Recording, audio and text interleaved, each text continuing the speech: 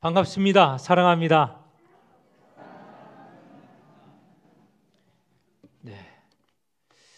오늘부터 교회 차량이 운영되고 있죠. 그래서 그런지 그동안 뵙지 못했던 어르신들도 여러 번 뵙게 됩니다. 반갑습니다. 앞으로 별 변화가 없으면 계속 차량은 운행될 것입니다. 오늘 우리가 읽은 이 본문은 사무엘하입니다. 우리가 계속 지금 새벽 기도회마다 사무엘하를 읽으면서 묵상하고 있습니다. 이 사무엘하는 역사서입니다. 역사책이라는 것이죠. 그런데 사무엘하는 단지 역사서이기만 한 것이 아니고 신앙이 담겨진 역사서이죠. 그러니까 우리가 이것을 읽을 때 역사가 어떻게 진행됐느냐라고 하는 것만 보는 게 아니고 그 안에 담겨진 하나님의 역사, 이때의 역사는 우리가 역사책 할 때 역사가 아니고 하나님이 하시는 일이죠. 하나님께서 하시는 일이 무엇인지 함께 보아야 할 것입니다. 사무엘하는 계속 연결이 되어진 신앙의 역사서입니다. 우리가 지난 3주 동안에 어떤 말씀을 들었는가 한번 살펴보면 이렇습니다. 3주 전에는 우리는 한 고륙입니다 라는 제목으로 말씀을 드렸습니다. 다윗이 이스라엘을 통합할 때 다윗은 유대 지파고요, 나머지 지파가 있죠. 서로 갈등을 하고 있는데 다윗은 그 모든 지파의 왕, 다시 말해서 온 이스라엘의 왕으로 등극을 하게 되었습니다. 그때 이스라엘 모든 사람이 모여서 고백한 말이 이 말입니다. 우리는 한 고륙입니다. 우리는 한 가족입니다. 우리는 하나님께서 세워주신, 만들어주신 한 민족입니다. 한 나라입니다. 이런 고백을 하였죠. 굉장한 고백이죠. 지지난주에는 하나님께서 집을 세워주신다라고 하는 제목으로 말씀을 드렸습니다. 다윗이 왕궁을 짓고 하나님이 머무시는 곳, 지금까지는 텐트 천막에 있었죠. 그래서 다윗이 자기의 왕궁과 비교해서 하나님의 집이 너무 초라한 것을 보고 제대로 정말 하나님의 성전을 지으려고 했습니다. 하나님께서 그 마음, 다윗의 마음을 아시고 복을 내리셨는데 어마어마한 복입니다. 너에게 영원한 왕조를 주겠다. 정말 이 말씀대로 다윗에게서 영원한 왕이 태어나셨고 우리에게 구원을 베푸셨죠. 누구시죠? 예수 그리스도. 예수님이 다윗의 후손으로 왕으로 오셔서 우리에게 구원을 베풀어 주셨습니다. 그리고 앞으로 영원히 우리를 불러 그분의 백성으로 삼아 주실 것입니다. 그런데 이렇게 놀라운 다윗, 그에게도 사람의 모습이 있었던 것이죠. 아니, 그도 역시 우리와 같은 사람이라는 것입니다. 지난주 설교 제목은 기억하십니까? 당신이 그 사람이다. 예, 기억하시는 분이 계시는군요. 그 사람이다 라고 하는 것은 무엇입니까? 다윗이 바세바, 다시 말해서 유부녀를 불러다가 간음을 했죠. 그것이 드러날까 봐 그의 남편을 전쟁터에서 죽게 하지 않았습니까? 이런 범죄한 인간이죠. 나단 선지자가 바로 내가 그 악한 짓을 한 사람이다, 이런 경고를 받았습니다. 이것이 지난 3주 동안에 우리가 본 말씀입니다. 오늘은 제목이 아들의 반역입니다. 여기서 아들이라고 하는 것은 다윗의 아들 압살롬을 말하는 것이죠. 오늘 우리가 읽은 성경 1절에서 12절, 그 본문 1절 윗부분에 보면 이 제목이 쓰여져 있어요. 그 제목에는 압살롬이 반역하다. 그렇죠? 압살롬은 다윗의 아들입니다. 압살롬이 아버지 다윗을 반역하다. 또는 이렇게 말할 수 있습니다. 왕자인 압살롬이 다윗 왕을 배반하다. 이렇게 번역할 수도 있죠. 아들의 반역, 이것은 두 가지 면을 드러내고 있는데요. 하나는 아들 입장에서 보면 아들이 아버지를 배신한 것입니다. 그렇게 되면 가정이 깨어지게 되죠. 또 왕자의 입장에서 본다면 왕자인 압살롬이 왕인 다윗을 거역하였습니다. 이렇게 하면 나라가 어떻게 돼요? 분열이 되는 것이죠. 나라가 혼란에 빠지게 되는 것이죠. 압살롬의 반역은 다윗 가정의 그 가정이 깨지는 것과 동시에 이스라엘 나라가 혼란에 빠지게 된 것을 말하는 것이죠. 오늘 본문은 이런 내용을 담고 있습니다. 이런 내용을 보면서 우리가 어떤 교훈을 얻어야 되는가 천천히 알아보도록 하겠습니다. 압살롬이 먼저 반역을 준비했습니다. 반역을 준비하는데 몇 가지가 준비가 있었습니다. 하나는 압살롬이 사병을 양성한 것이죠. 한 나라에는 공적인 군대만 존재하게 되어 있습니다. 우리나라의 부대는 군인은 뭡니까? 국군이라고 해서 그것은 나라의 군대죠. 그런데 어떤 사람이 자기가 힘을 기른다고 사병을 양성하면 어떻게 되겠습니까? 그거 반역죄죠. 그럴 수가 없습니다. 이 다윗 시대에도 마찬가지이죠. 이스라엘이라는 나라가 있고 거기에 왕은 다윗입니다. 모든 부대는 다윗의 명령과 지시를 받는 것이죠. 그런데 그렇지 않는 압살롬의 지시를 받는 사적인 병사가 부대가 있었다는 것입니다. 이거는 반란을 음모하는 것을 말하고 있죠. 압살롬은 사병만 양성할 뿐만 아니라 나라의 재판도 혼란스럽게 만듭니다. 다윗 당시에 물론 재판이 조금 문제가 있었던 것 같아요. 오늘 본문을 읽어보면 억울한 사람들이 재판을 받으러 예루살렘으로 오지 않습니까? 다윗에게 찾아와서 재판을 받아야 됩니다. 그러면 왕은 그 재판을 공정하게 처리를 하여야 되죠. 그런데 이 내용의 문맥을 보면 당시 시대에 공정하게 재판해 줄 재판관이 없다는 거예요. 그걸 노려서 압살롬은 매일 아침 재판받으러 가는 사람 길목에 서서 그 사람을 부릅니다. 나에게로 오라. 당연히 왕자이니까 사람들은 왕께서 이 왕자 압살롬에게 재판을 하도록 하신 모양이구나 찾아가는 것이죠. 그러면 그가 판단을 해주는 겁니다. 그러면서 살짝 다윗 왕의 잘못을 지적하는 것이죠.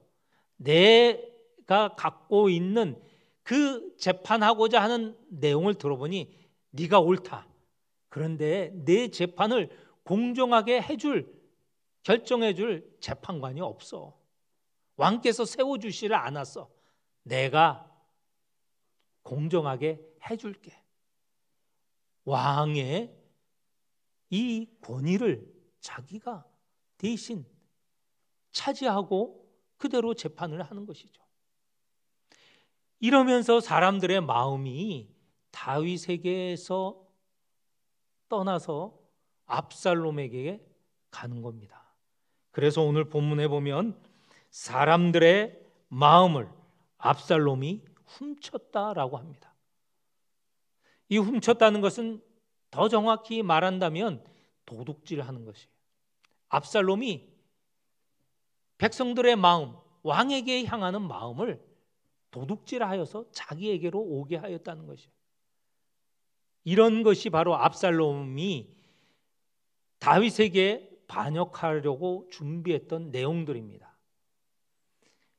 이것을 무려 4년간을 했어요. 4년. 그러면 우리는 묻게 되죠. 왕인 다윗은 왜 압살롬의 반역 음모를 그대로 두었는가? 궁금하지 않으십니까? 몇 가지 문제가 있었던 것 같아요. 이 당시에 다윗은요, 모든 것이 편안해졌습니다. 사실 밧세바를 불러 간음하게 된 것도 그 나라가 평안해졌기 때문에 이루어진 잘못 아닙니까? 평안해졌으니 긴장이 풀렸어요. 하나님께 간구하고 기도하고 늘 긴장하며 살아갔던 그런 삶이 풀어졌습니다. 또 하나는 압살롬이 왕자 아닙니까? 그러니 사람들이 감히 왕에게 직고를 할 수 없어요. 직고를 하더라도 다윗은 그가 자기의 아들이기 때문에 옹호하고 보호하려는 면이 있었을 것입니다. 추정입니다. 이렇기 때문에 압살롬의 이 반역 음모를 정확하게 지적하고 그렇게 하지 못하도록 막았어야 되는데 막지 못하는 잘못이 다윗에게도 있었습니다. 자, 이렇게 하여서 4년이 지난 후에 이제 반란을 시작했습니다. 그러기 위해서 압살롬은 헤브론에 가기를 요청합니다. 예전에 왕의 신하들 그리고 왕 밑에 있는 유력자들을 그들의 움직임은 늘 왕에게 보고했어야 돼요.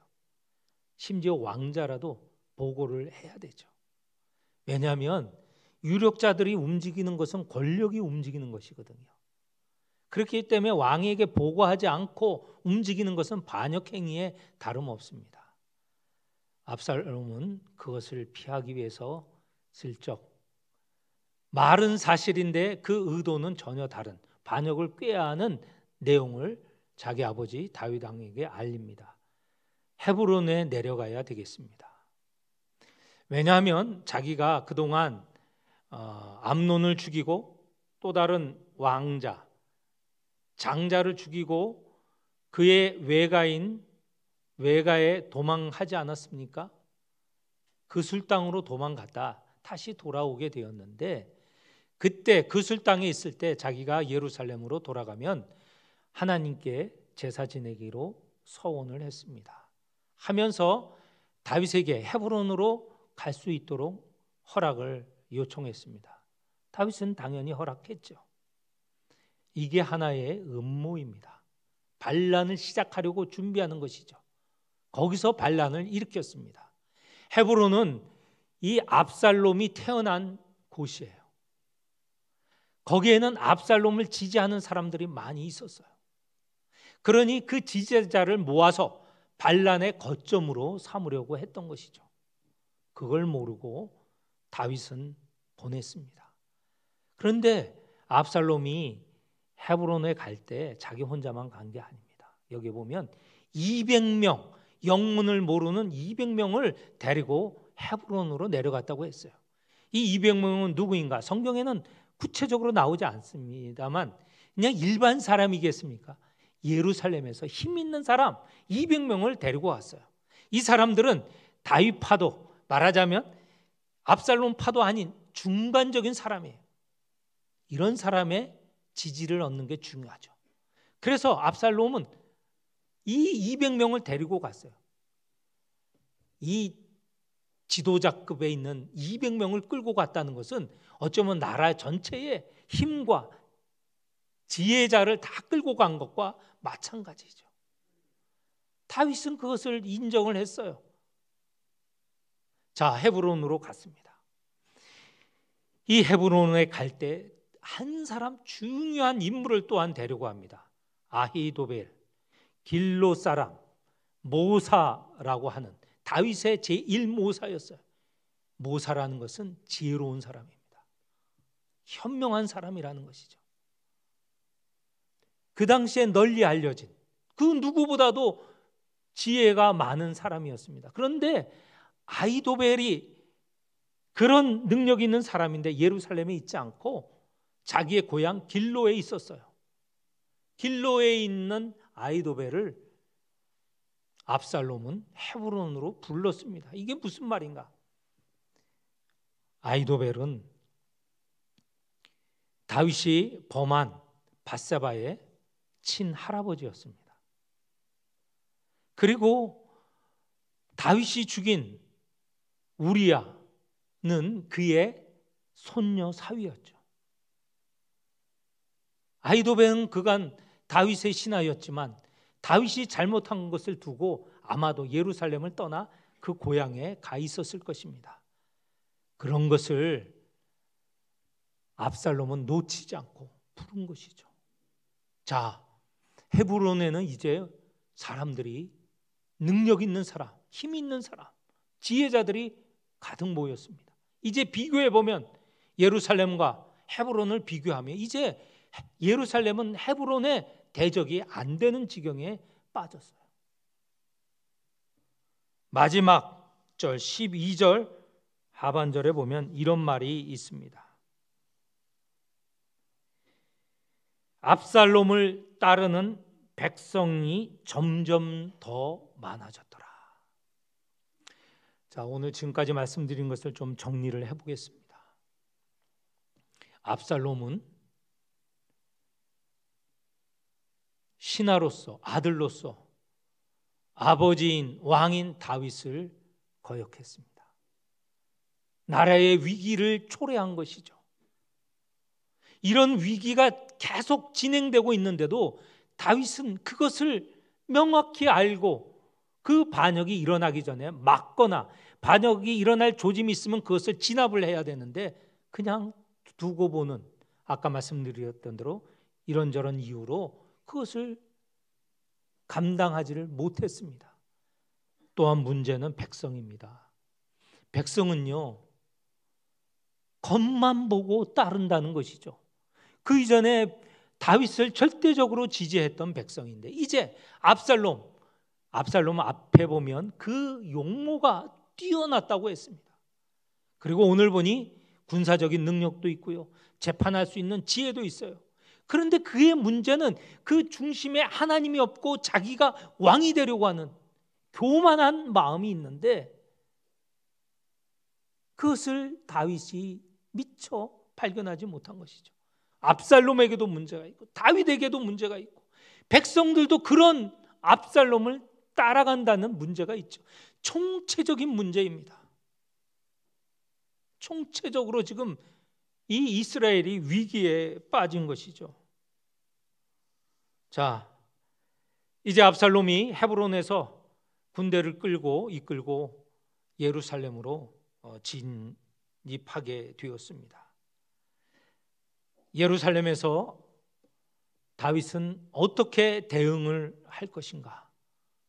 여러분이라면, 다윗의 입장이라면 여러분은 지금 예루살렘으로 오는 압살롬 군을 어떻게 대하시겠습니까? 제가 세 가지로 묻겠습니다. 첫째, 압살롬과 싸운다. 두 번째, 압살롬에게 항복한다. 세 번째, 압살롬을 피해 도피한다. 자, 세 가지 문제를 냈어요. 자, 한번 손 들어 보겠습니다. 압살롬과 싸운다. 여러분이 입장입니다, 여러분이. 네. 몇 분이 용감하세요, 그죠? 지금 절대적으로 불리한데도 싸운다. 예. 용맹성을 알 수 있습니다. 두 번째, 압살롬에게 항복한다. 이게 지금 비교가 되지 않는 힘이거든요. 그러니까 다윗이 항복한다.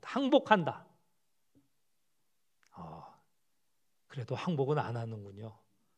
죽어도 죽었지 항복은 안 하는군요. 자, 도피한다. 도피하는 게 훨씬 많군요. 네. 어떻게 되었을까요? 예, 도피하는 쪽을 택했습니다. 왜 그랬는가?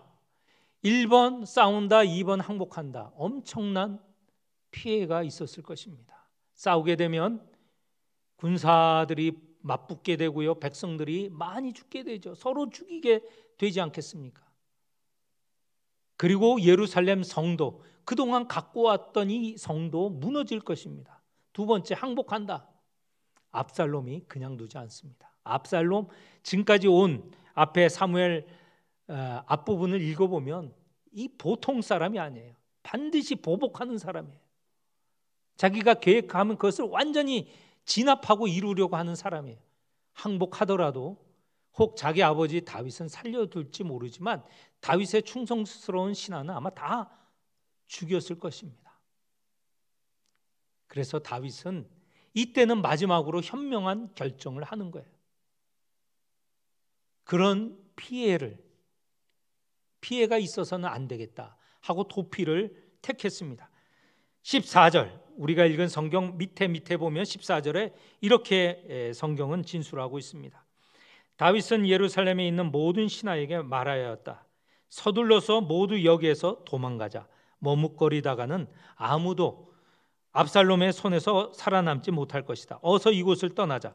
그가 곧 와서 우리를 따라잡으면 우리에게도 재앙을 입히고 이 도성도 칼로 칠 것이다.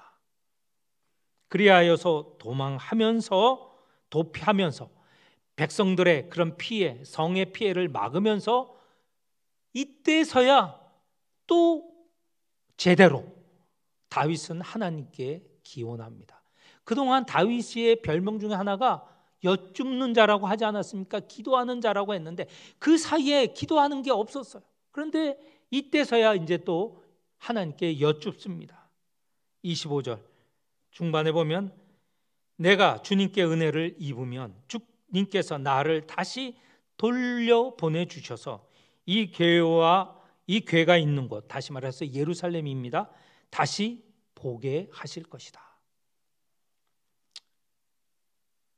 자, 우리는 12절까지 읽었는데 앞으로 일어날 일, 다윗이 도피한 다윗이 어떻게 예루살렘으로 다시 오는가라는 것은 15장 이하 16, 17, 18, 19에서 기록이 되어 있으니까 꼭 댁에 가셔서 읽어보시기 바랍니다. 궁금하시죠?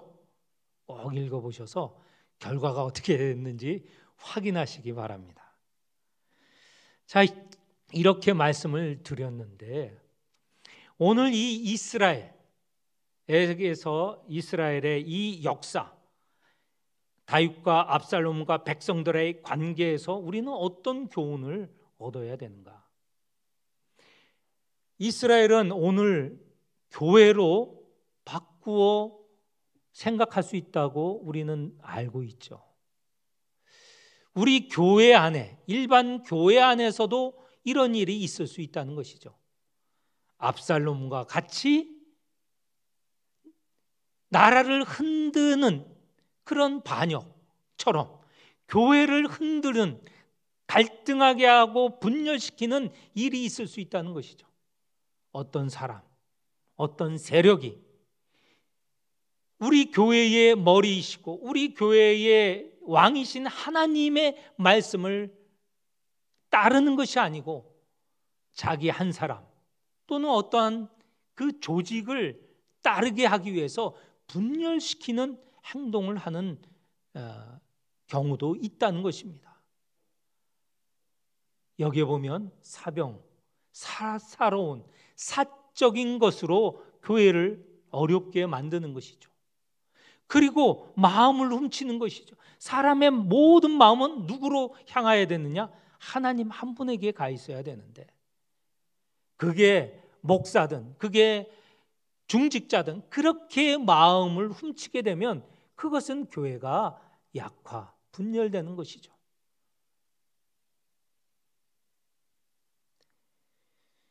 이런 교회를 가르는 사람이나 조직은 있어서는 안 되는 것입니다. 이것은 나라를 배반하는 일처럼 교회를 흔들게 하는 일입니다. 하나님께서는 이스라엘을 당신에게 집중하라고 왕으로 다윗을 세우셨습니다. 마찬가지로 교회에도 하나님께서 이 교회를 다스리라고 지도자들을 세웠어요. 목사, 장로, 권사, 집사 모두 다 지도자들이죠. 그런데 이 지도자들이 교회에서 일어난 여러 가지 분열상, 어려움, 다윗이 압살롬이 하는 일들을 묵인하고 또는 몰랐던 그런 잘못된 모습을 교회 지도자들이 그렇게 해서는 안 된다는 것이죠. 그러면 교회가 갈라지고 어려움에 처하게 된다는 것입니다.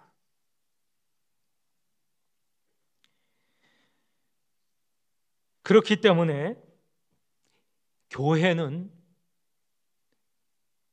우리의 왕이신 하나님에게로 모두가 같은 마음을 품고 하나인 마음을 품고 하나님에게 순종하여야 하고 하나님을 섬겨야 됩니다. 그렇게 안 될 때, 그렇게 되지 않을 때 교회는 어려워지는 것이죠. 실질적으로 우리 주변에 이런 교회들을 봅니다. 교회가 갈라지는 교회들, 교회 지도자로 인하여서 교회가 갈라지고 교회의 어떤 사사로운 조직에 의해서 교회가 갈라지는, 그리하여서 그 교회가 점점 쇠하여 가는 것을 당장 우리 주변에서도 볼 수 있어요. 지금 이 시기에 이 교회가 안정을 유지하기 위해서 제일 먼저 하여야 할 것은 하나가 되어야 한다는 것입니다. 하나인 것을 우리가 실패할 때, 잘못할 때 교회는요, 걷잡을 수 없게 혼란에 빠지고 회복할 수가 이제는 없습니다. 감사하게도 하나님께서는 우리를 하나로 불러주셨고 하나인 마음을 갖게 하시고 한 분 하나님을 섬기게 하는 그런 마음을 주셨습니다. 이 마음 우리가 늘 유지하고 하나님께 우리의 마음을 드리는 성도들이 되시기를 축원합니다. 기도하겠습니다. 하나님 아버지, 우리 모두 한 마음을 갖기를 원합니다. 사사롭게 자기의 이득을 취하기 위해서 자기에게 집중시키는, 마음을 분열시키는 그런 일이 없게 하여 주시고 우리 모두 한 마음으로 하나님만 향하게 하여 주옵소서. 두 마음이 아니라 한 마음입니다. 하나님, 저희에게 하나님의 뜻을 받고 하나님의 뜻을 이루는데 하나가 되게 하여 주옵소서. 예수님의 이름으로 기도합니다. 아멘.